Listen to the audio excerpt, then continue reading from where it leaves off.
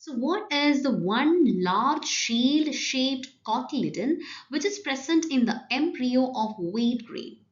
So as wheat is a monocot, in monocots the embryo has one large shield-shaped cotyledon called the scutellum. The scutellum serves to absorb nutrients from the endosperm during seed germination and plays a key role in early seedling development. And this cotyledon, that is a scutellum, is situated towards one side, that is the lateral side of the embryonal axis.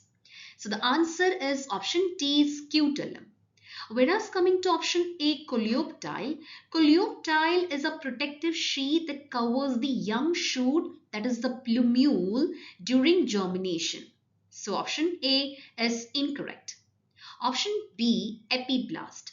Epiblast is a small extracotyledon-like structure found in some plants, but it is not the main cotyledon in wheat. So option B is incorrect.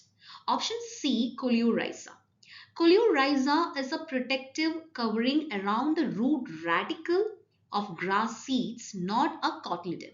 So option C is also incorrect. The correct answer is option D, scutellum.